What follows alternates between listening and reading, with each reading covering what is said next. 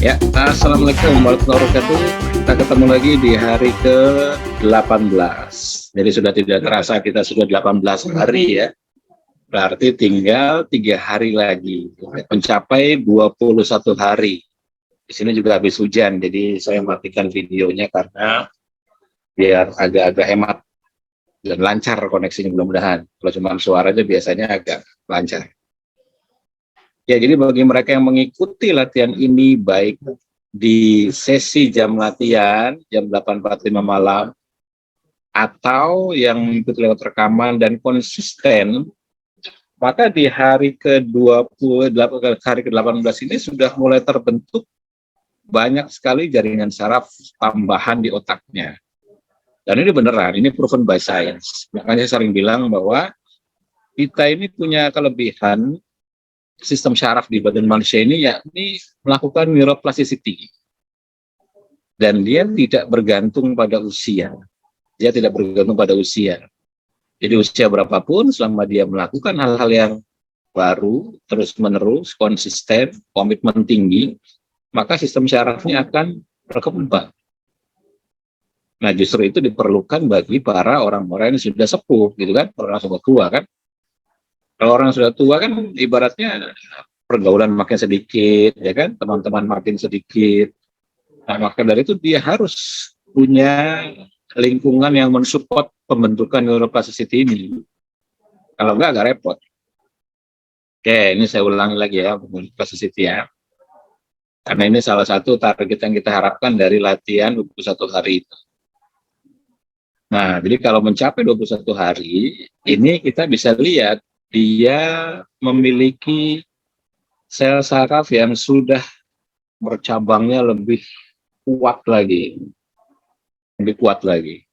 Nah, jadi 14 hari ini ya seperti inilah kurang lebih.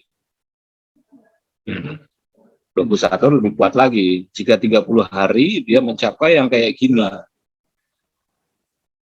Ini kan luar biasa.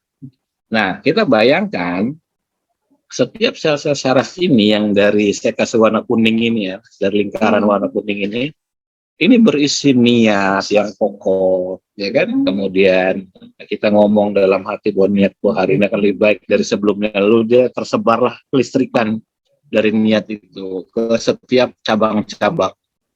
Lalu besoknya gitu lagi, lalu besoknya gitu lagi, terus saja begitu. Maka semua kelistrikan yang tadi dibangun dari niat itu terekam di semua cabangnya. Lalu dia merembet, mengalir, ya kan? Karena dia kan bisa sambung menyambung begini, bisa sambung menyambung. Nah, karena dia bisa menyambung, maka semua aliran niatnya ini akan terbawa. Begitu kita berniat itu akan dikonversi menjadi elektromagnetik, menjadi sinyal-sinyal listrik ya. Elektromagnetik berarti ada listrik, ada magnet di situ. Dan ini mengalir begitu. Dengan sumbernya dari cikal bakal sel saraf yang gelondongan gede ini.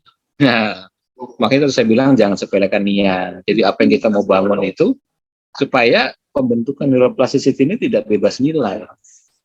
Kan beberapa hari lalu saya bilang bahwa pembentukan neuroplasticity ini pada dasarnya adalah bebas nilai.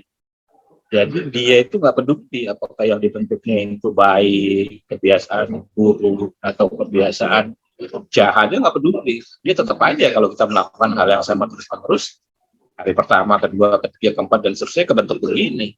Mau itu bener nggak bener gitu kan, mau itu jahat atau baik tetap benar. Maka yang menentukan nilai-nilai itu adalah kita sebagai pemilik tubuhnya. Karena neuroplasticity itu proses fisik. Layer abstraksinya, isi dalamannya kita yang menentukan sebagai pemilik tubuhnya. Kita mau jadiin apa nih? Maka dari itu, udah lupakan dulu masalah belah segala macam. Kita bangun dulu, ini support system, ini pondasinya dibangun dulu. Kalau pondasi ini berhasil dibangun dengan baik, yang berisi semua nilai-nilai tadi, maka apapun perubahan yang kita mau bangun, pasti terasa, mesti gampang. Mesti akan gampang nantinya. Ya kan, pengen ngebangun misalnya perubahan gula darah, yo gampang. Nanti habis lebaran ada program lagi untuk melanjutkan ini. Misalnya untuk perbaikan apa lagi nih? Oh, misalnya untuk cancer kah, untuk apa segala macam. Jadi gampang, karena seluruh sel-sel sarafnya sudah sambung menyambung semua. Dan sudah berisi hal yang menguat tidak hanya fisiknya, tapi juga niatnya, keteguhannya, kekokohannya, begitu. pengetahuan itu bisa ditambah lah, bisa dilatih. Karena kan hanya sekedar dengan membaca gitu kan. Anda tanya ke saya pun saya bisa jawab, saya bisa munculkan slide-nya kalau lupa, kalau malas lihat videonya kan. Karena semua ada semua di video, tapi mungkin kadang-kadang malas, belum buka, belum sempat. Saya bisa munculkan, tapi pembentukan neuroplasticity saya nggak bisa lakukan, saya nggak bisa bantu. Pembentukan neuroplasticity di dalam otak kita masing-masing, saya nggak bisa bantu. Tapi kalau slide-slide begini saya bisa bantu kasih tahu gitu jurnalnya apa gitu kan, ritmenya berapa, bisa dibantu. Tapi pembentukan neuroplasticity ada di diri kita sendiri. Jadi kalau ini sudah gagal dibangun dari awal, maka proses apapun tidak akan jadi. Nanti jatuhnya nih peserta hanya sekedar pengen tahu aja, udah tahu, udah tahu aja. Tapi dia nggak menjalani. Banyak yang begitu, banyak. Yang seperti itu banyak. Ya kadang-kadang ada yang japri gitu, tolong gitu. Karena pengetahuan yang datang di metode ini itu just knowledge aja, cuma pengetahuan aja. Seseorang nanya, Mas gini nih, saya jawab secara rasional. Ini dasar jurnalnya, ini dasar teorinya, ini hipotesanya begini. Tahu, iya tahu, dah. Percaya, mungkin saja percaya, ya kan? Kalau dukungannya kuat, jurnalnya kuat, misalnya, lalu teorinya bagus, mungkin saja seorang percaya. Tapi yang membangun supaya ini setiap buletan hijaunya ini, ya, kemudian menghasilkan jalur-jalur yang semakin banyak begini, mana-mana sampai menimpa segala macam, itu bukan saya. Bukan saya. Program 21 hari ini hanya program saja disiapkan untuk peserta yang mau membangun ini. Silakan saja siapapun, tidak ada masalah kan. Baik yang terang-terangan gabung dengan saya atau yang di luar ini, yang mungkin di-share ke teman gitu. Tidak ada masalah, silakan aja. Tapi sekali lagi yang menghasilkan hijau-hijau ini, seluruh jaringan sarafnya kebentuk gitu ya. Lalu semakin banyak, semakin cabang-cabangnya semakin banyak. Itu diri kita masing-masing. Nanti berikutnya kalau mau belajar apa aja, jadi gampang. Karena support sistemnya sudah kebentuk. Nah, itu yang menurut saya lebih penting dibandingkan sekedar kita punya pengetahuan mengenai gula darah kah, kolesterol kah, apakah gitu kan, tapi tidak menjalani latihan secara konsisten. Cuman sekedar tahu. Biasanya kalau cuma sekedar tahu, kondisinya belum tertarik untuk berlatih. Biasanya begitu umumnya. Nah, jadi sekali lagi tanggung jawab dari diri kita masing-masing itulah untuk membangun support system ini. Dan ini adalah the most powerful support system di dalam tubuh kita. Karena apa? Karena dia terjadinya pada sistem syaraf. Gitu, pada syaraf. Dan syaraf itu kan utamanya kan ada di otak, gitu kan, yang jumlahnya banyak kan. Ada di jantung. Makanya di otak itu ada yang disebut dengan sistem syaraf otonom. Di jantung ada yang disebut dengan sistem syaraf intrinsik. Kemudian di perut besar ada yang disebut dengan sistem syaraf enterik. Dan neuroplastisity itu terjadi pada sistem syaraf ini. Maka dari itu puasa itu mempengaruhi sistem syaraf enterik. Rasa, niat yang dibangun, kemudian keyakinan itu mempengaruhi sistem syaraf intrinsik yang ada di jantung.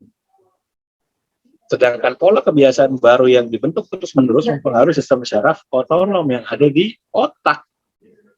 Maka dari itu bulan Ramadan itu berisi pembentukan seluruh neuroplasticity pada perutnya, pada sistem syaraf di perutnya itu sistem syaraf enterik, pada jantungnya sistem syaraf intrinsik, pada otaknya sistem syaraf otonom. Gitu. Jadi kalau kita gambar sih ya, jadi ini kepala gitu kan, anggap saja ini bagus gambarnya ya. Nah, ini badannya, ini kakinya. Nah, kira-kira begitulah. Nah, di bagian yang kuning ini sistem syaraf otonom. Sistem syaraf krania sambungannya kan dari situ. Di bagian dada jantung ini warna ungu, sistem syaraf intrinsik. Yang hijau di bagian perut, sistem syaraf enterik. Jadi artinya beres sih perutnya, artinya lewat pola makan. Artinya perhatikan makanannya, maksudnya begitu. Kemudian beres sih kolbunya, niatnya diberesi, berarti ini berhubungannya sama hati, sama kolbu. Baru yang ketiga beresi pikirannya. Karena itu kan generator 3 terbesarnya itu kan. Yang di dalam bahasa tradisional Cina ya, bagian warna hijau sebagai dantian bawah, bagian warna ungu sebagai dantian tengah, bagian warna kuning sebagai dantian atas. Atau dalam bahasa tradisional India yoga atau cakranya, bagian bawah adalah cakra 1, 2, 3 yang warna hijau, warna ungu adalah cakra nomor 4, warna kuning adalah cakra nomor 5, 6, 7. Jadi semua bersesuaian gitu dengan teori baik tradisional maupun modern. Nah, ini intermezzo di hari ke-18.